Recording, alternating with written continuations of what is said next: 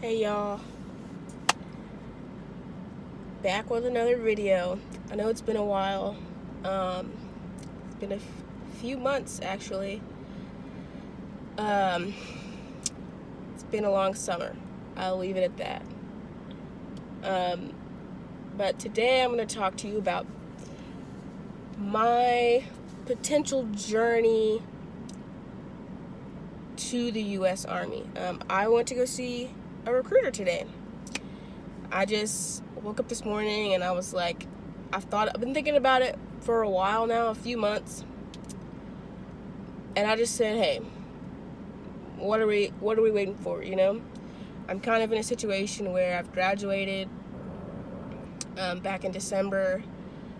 The job I have is really not enough to make ends meet for myself, to be financially independent. And so I'm looking into going back to school to go get my master's. And I'm 100% not interested in accruing any debt. For those of you out there who have student loans, you know what I'm talking about. Don't want to add anything to that. I don't have any student loans, thank God. I was able to get my bachelor's with scholarships and grants. But yeah, I don't want to get any student loans. So I'm doing my research and I find that the military, all four branches, have this thing called a national call to service, which is basically a 2-year contract, 2 years active duty. So shortest contract you can really get in the military. And yeah, so I've been thinking about it. I'm not really interested in pursuing a career in the military or, you know, spending too long there. So 2 years, get in, save some money, get my education benefits, and get out. So like I said, I've been doing my research on the internet, you know, for months now.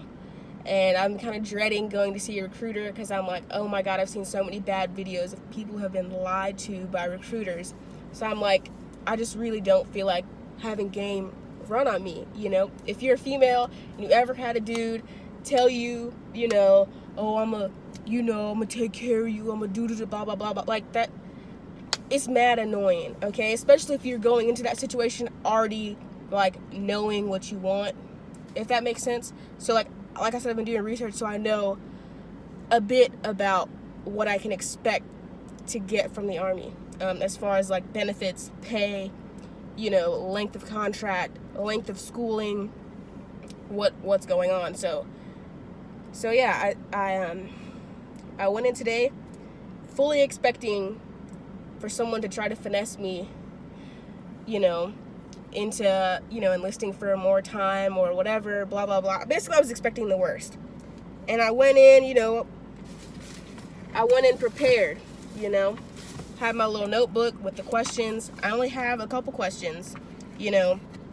Basically, like, does this MOS that I want, you know, qualify for a 2-year contract? Because you can't, not all the Army jobs qualify for a 2-year contract. It really depends on how long you're going to be in school for. So, like, if you're trying to be a pilot, it's not going to happen, you know? If you're trying to do something where you're going to be in school or AIT for a long time, it's probably not going to happen. Which, luckily for me, the jobs that I wanted, they don't have very long AITs. Yeah, basically a couple questions about ASVAB scores, how long I can expect to ship out. The funny thing is, one of the first questions I asked is, like, how long between the time that I decide what I want to do and I'm ready to commit and the time I'm gone off to basic training. He was like, oh, I can get you out of here in 30 days. And I was like, whoa, whoa, whoa, whoa, whoa, whoa, whoa, like, pause, hold up, like, slow down, you know. He was like, we can do a quick ship, like, we can get you gone, you know, sign no papers, you know. But yeah, he was a cool dude, actually, you know. He answered my questions. Once he saw that I already have a plan, I already know, like, I've already done my research, you know, I've already looked into things. He wasn't with, like, playing no games. Like, I'm like, I want XYZ. And he's like, okay, we can do that. We can look into that. We just set up take your ASVAB, practice, study, XYZ. No games, no nothing. And honestly, yes, the first visit, maybe I haven't encountered anything just yet, but so far so good. I really just wanted to know how possible this is, because I know other branches, they only have certain slots open for those 2-year contracts. Like, they're not giving out a whole lot of them, but the Army seems to be recruiting pretty heavily. He said they're about to reach the end of the quarter of the fiscal year or something like that, so they're kind of in crunch time to like reach the numbers, like the goals that they set for themselves. So if you're thinking about joining the Army, now's the time. I guess thanks Donald Trump for that, raising up the manpower of the manpower goals of the Army, because yeah, they can get you out of there. If you need a job, they can get you out of there real quick. And some of you might be asking, like, okay, you have a diploma, you should be able to make more, as a civilian job than joining the Army. For me, it's not really working out that way. I've been interviewing for a lot of places. Like I said, I graduated back in December. I don't know if I said that. And I've been looking and applying, and I've probably applied to 30, jobs that I'm in the area of being qualified for. And I've gotten 2 callbacks in 7, 8, about to be 9 months. And luckily I was lucky enough for a place that I interned with before I graduated. They offered me a position, but it's not enough, It's not enough for me to be out on my own, paying my own. I mean, I pay my own bills, but like, I still live with my parents. It's not enough. I didn't go to school and spend all this time and energy to be still living at my mother's house, making what I deem to be, it's not enough for me. I'll put it that way. And the Army, it's an opportunity to improve myself, improve what I have to offer a potential company. Okay, so I can go back to school, go ahead and get my MBA, no debt, and then, give it another shot, because I do enjoy what I do.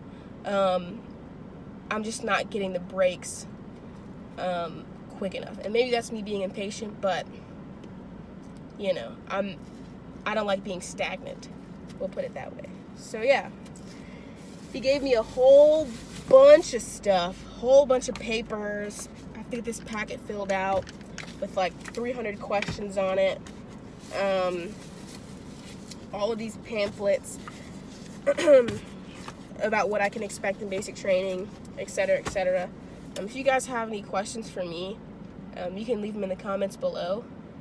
And yeah, I guess I'll just keep you guys abreast of my journey. I'm scheduled 2 weeks from now to go back in for another appointment, so I can take the actual ASVAB, which I'm not super worried about. I took a practice one a while ago and I got like a 70 something. You really only need it for the job that I want. You don't need a excellent, you don't need anything too high, but I also don't want to like screw myself out if I get into the Army and decide like, hey, I kind of like this. I don't want to have this crappy ASVAB score that ends up holding me back in the future. So I'm definitely going to try and give it my best and study before I actually go take it. So yeah, that's kind of what I did today. And I thought I could let you guys know where I'm at. Yeah, it's kind of funny. On my way out, he was like, I want you to be open-minded now, to a longer contract, because the job that I want to be a 42 Alpha, just because it kind of fits the most with what I've done in schooling so far and what I want to do in the future. For those of you that don't know, it's basically human resources. So he was like, I want you to be open-minded, to a longer contract, because that might not be a job I can get you a 2-year contract for. And I was like, ooh, pause. There is no open-minded on that one. I'm not signing anything longer than 2 years active duty. So like if you're thinking about going to see a recruiter, just do your research first. Know what you want, know what you're willing to accept, and put your foot down. You know, a lot of you guys might be straight out of high school and you're maybe unsure or, you know, a little bit timid. That is not the time to be timid, or taking a job that you don't want, or length of contract that you're not sure about. You can always re-enlist later, okay?